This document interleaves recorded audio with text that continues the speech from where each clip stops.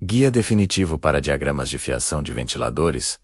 Você já se encontrou diante de um ventilador que simplesmente parou de funcionar e ficou completamente perdido sem saber por onde começar. Ou talvez você seja daquelas pessoas corajosas que decidem instalar um ventilador de teto sozinhas. Mas quando abrem a caixa e vem aquele emaranhado de fios coloridos, sentem um frio na barriga. Se você se identificou com alguma dessas situações, este vídeo é exatamente o que você precisa.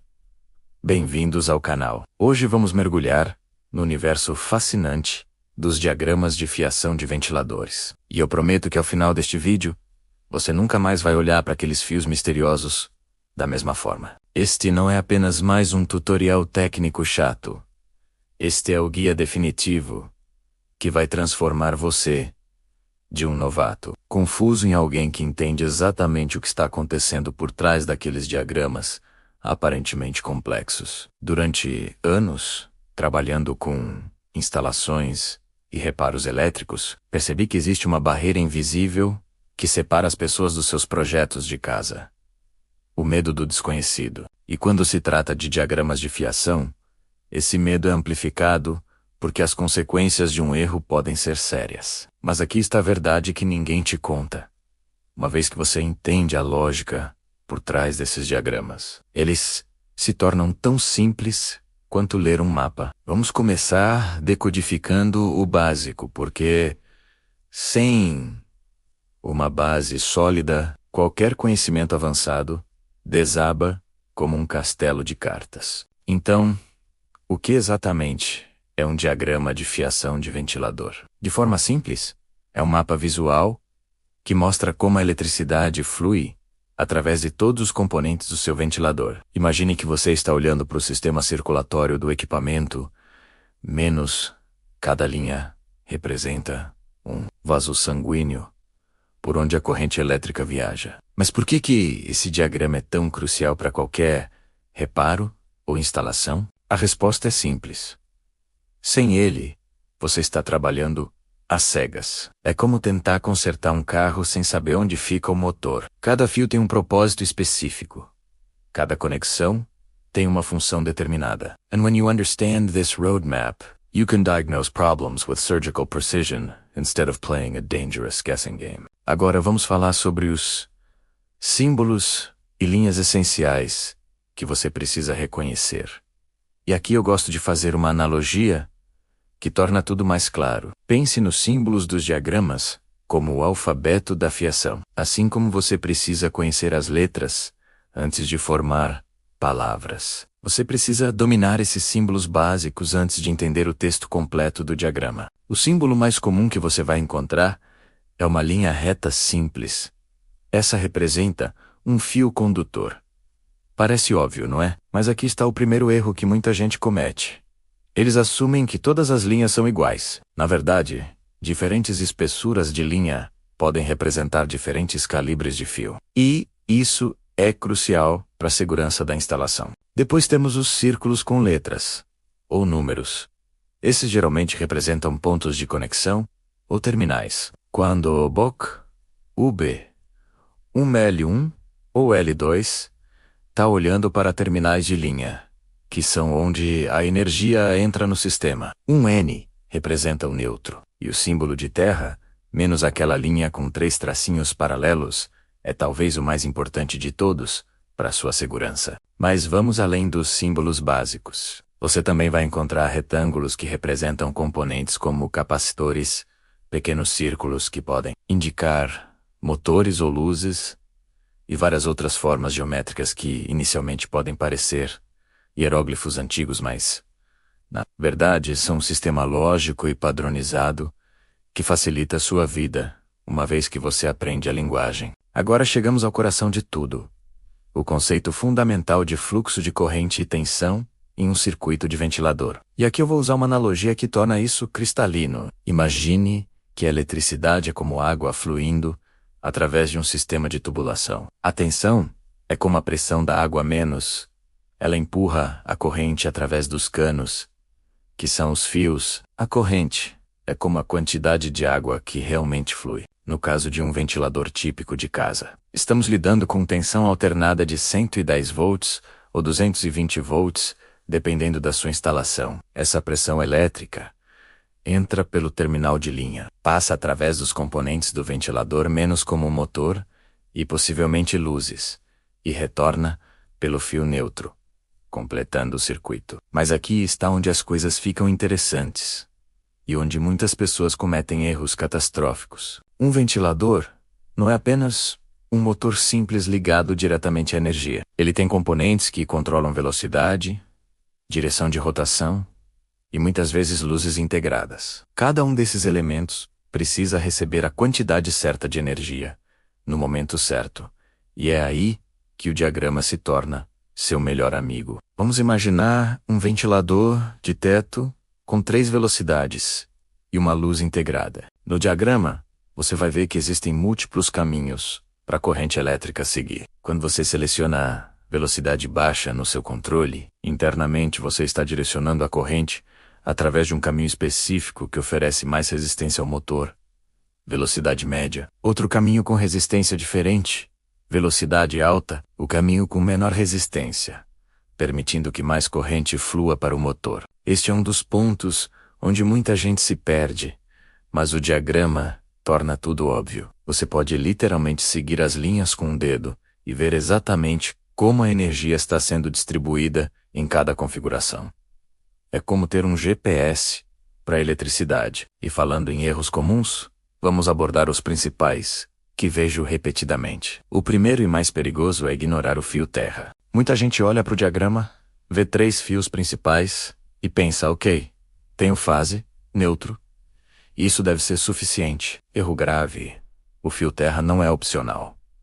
Ele é sua linha de vida. Em caso de falha do equipamento, é ele que garante que a corrente perigosa seja desviada com segurança. Outro erro clássico é confundir fios de controle com fios de alimentação. Em diagramas mais complexos, você vai ver fios mais finos que vão para switches e controles remotos. Esses carregam sinais de baixa tensão para dizer ao ventilador o que fazer, mas não são os que fornecem energia para o motor funcionar. Conectar esses fios incorretamente pode fritar o sistema de controle instantaneamente. Também vejo muitas pessoas assumindo que todos os ventiladores são iguais. Se funcionou no último ventilador, vai funcionar neste também. Essa mentalidade é extremamente perigosa. Cada fabricante pode ter convenções ligeiramente diferentes. E mesmo ventiladores do mesmo fabricante podem ter diagramas diferentes, dependendo do modelo e das funcionalidades. Agora, vamos falar sobre como realmente usar esse conhecimento na prática. Quando você está diante de um problema, seja uma instalação nova ou um reparo, o primeiro passo sempre deve ser localizar e estudar o diagrama. Ele geralmente está colado na própria unidade do ventilador ou vem no manual de instruções. Se você perdeu o diagrama, a maioria dos fabricantes disponibiliza versões digitais em seus sites. Menos anote o número do modelo e faça essa pesquisa antes de começar qualquer trabalho. Com o diagrama em mãos, comece identificando os componentes principais. Onde está o motor? Onde estão os capacitores? Como as luzes se conectam ao sistema? Faça isso mentalmente antes de tocar em qualquer fio. É como estudar um mapa.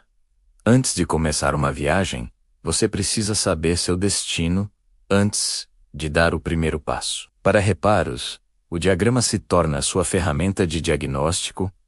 Ventilador não liga, siga o caminho da energia desde a entrada até o motor. Algum componente não está recebendo energia? Luz funciona, mas motor não? O diagrama vai mostrar exatamente onde esses circuitos se separam, ajudando você a identificar onde está o problema. Uma técnica que uso frequentemente é criar uma versão simplificada do diagrama com minhas próprias anotações. Isso é especialmente útil em instalações complexas com múltiplos switches ou controles remotos. Desenho minha própria versão, marcando com cores diferentes os caminhos que a energia percorre em cada configuração. E aqui está uma dica profissional que pode economizar horas de frustração. Sempre, sempre, sempre desliga a energia no disjuntor antes de começar qualquer trabalho. Isso pode parecer óbvio, mas você ficaria surpreso com quantas pessoas tentam trabalhar com energia ligada só para testar rapidamente. Não façam isso. O diagrama vai estar lá quando vocês voltarem com a energia desligada e as ferramentas adequadas. Falando em ferramentas, um multímetro básico é indispensável para trabalhar com diagramas de ventilador. Ele permite que você verifique se realmente há tensão onde o diagrama diz que deveria haver. Isso é crucial para diagnósticos precisos. Não precisa ser um modelo caro. Um multímetro básico de hardware store é suficiente para a maioria dos trabalhos domésticos. Também recomendo investir em um testador de tensão sem contato, menos aqueles que fazem barulho ou acendem quando detectam energia elétrica. É uma camada extra de segurança que custa poucos reais, mas pode, literalmente, salvar sua vida. Agora vamos abordar alguns cenários específicos que vocês provavelmente vão encontrar. Ventiladores com controle remoto adicionam uma camada de complexidade ao diagrama, mas o princípio básico permanece o mesmo. O receptor do controle remoto funciona essencialmente como um switch sofisticado que pode controlar múltiplos circuitos baseado nos sinais que recebe do controle. Ventiladores com função de reversão, menos aqueles que podem girar no sentido horário ou anti-horário, têm um componente adicional no diagrama chamado switch reversor. Este componente literalmente inverte a polaridade de parte do circuito do motor, mudando sua direção de rotação. É elegante na sua simplicidade, uma vez que você entende o que está acontecendo. Para aqueles que trabalham com ventiladores de velocidade variável, mais modernos, os diagramas podem incluir componentes eletrônicos, como controladores de frequência. Estes são mais complexos, mas o princípio fundamental de seguir o fluxo de energia ainda se aplica. Uma pergunta que recebo frequentemente é sobre compatibilidade de componentes. Posso usar qualquer capacitor? Posso substituir este switch por um diferente? A resposta está sempre no diagrama. Ele especifica não apenas onde cada componente se conecta, mas geralmente também suas especificações elétricas. Um capacitor de valor errado pode fazer seu ventilador funcionar mal ou nem funcionar. Um switch com classificação de corrente inadequada pode criar um risco de incêndio. E para finalizar nossa jornada pelo mundo dos diagramas de ventilador, quero enfatizar algo importante. Este conhecimento não é apenas sobre consertar ou instalar ventiladores. É sobre desenvolver confiança e competência para lidar com projetos elétricos domésticos de forma segura e eficaz. Uma vez que você domina a arte de ler diagramas elétricos, todo um mundo de possibilidades se abre. Você pode aplicar esses mesmos princípios para entender diagramas de outros eletrodomésticos, sistemas de iluminação e até instalações mais complexas. A linguagem é universal. Os símbolos que você aprendeu hoje para ventiladores são os mesmos usados em diagramas industriais complexos. Lembre-se sempre: segurança em primeiro lugar, paciência em segundo e conhecimento em terceiro. Com esses 3 elementos, não há diagrama de ventilador que você não consiga decifrar e usar para resolver seus problemas elétricos. Se este vídeo foi útil para você, se conseguir desmistificar esse mundo aparentemente complexo dos diagramas de fiação, peço que deixem seu like e se inscrevam no canal. Seu apoio me motiva a continuar criando conteúdo que realmente ajuda vocês a se tornarem mais independentes e confiantes nos seus projetos domésticos. E não esqueçam, compartilhem este conhecimento com amigos e familiares.